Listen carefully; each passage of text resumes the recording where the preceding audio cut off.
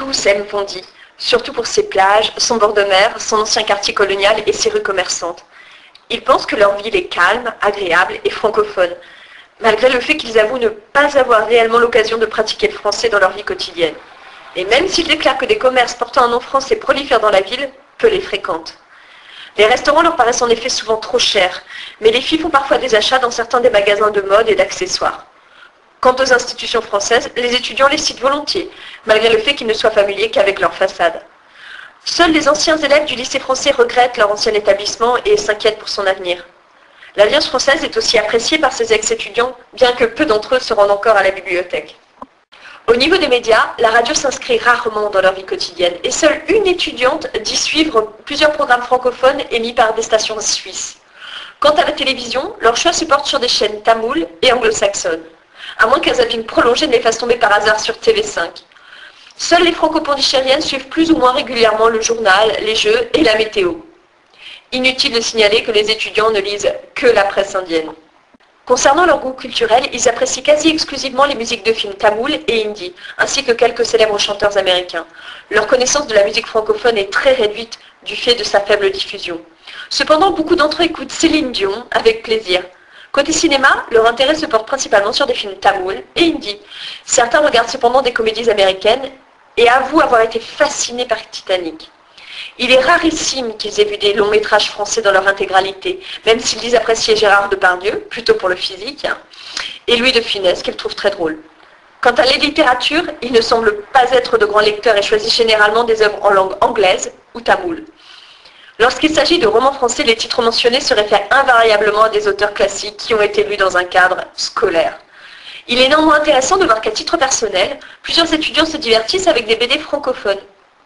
Hélas, ils ne possèdent généralement aucune connaissance au sujet du théâtre, de la peinture, la sculpture et la photographie. Mais dès qu'on les interroge sur un personnage historique préféré, Gandhi et Nehru sont cités quasi unanimement, tout comme De Gaulle pour le monde francophone. Toujours dans le domaine des loisirs, les Aimé French sont peu amateurs de sport, mais Zizou peut se vanter d'avoir quelques fans au pays du cricket. Quant à la cuisine, tout le monde est prêt à se retrouver autour d'un biryani. Les plats français ont leur réputation et certains étudiants dégustent parfois des viennoiseries dans la boulangerie Hot Breads, très réputée à Bondy. Selon eux, les mets français seraient plutôt fades comparés à la nourriture indienne, si épicée.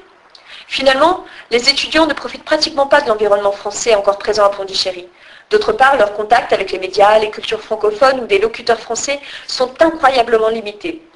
Alors que leur assez faible niveau en FLE devrait les inciter à chercher tous les moyens disponibles pour progresser quotidiennement dans cette langue. Mais un tel comportement s'explique facilement par le fait que peu d'entre eux étaient réellement motivés en s'inscrivant dans la filière Aimé French. Ils ont majoritairement choisi cette formation par manque d'alternatives. Pour les anciens élèves du lycée français, qui ne sont pas partis en France après le bac, le master en français représentait l'unique moyen de continuer leurs études supérieures dans la langue de leur scolarité, tout en restant dans leur ville natale. Quant aux autres, certains se sont parfois rabattus sur un BA French à la fin du lycée, faute d'avoir obtenu un nombre suffisant de points pour choisir l'orientation correspondant à leurs vœux.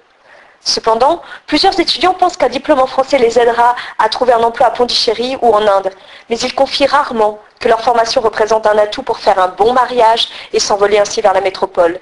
Ils préfèrent déclarer que leur but est d'aller en France pour y terminer leurs études ou pour y travailler. Pourtant, tous ont de la famille ou des amis résidant généralement en région parisienne qui tentent de les dissuader de venir s'y installer en leur disant que la vie est très chère, très dure, qu'il faut travailler comme une machine, qu'il faut apprendre à être indépendant et seul. Peu importe, ils ne voient pas d'alternative. D'ailleurs, c'est à peine s'ils connaissent d'autres pays francophones.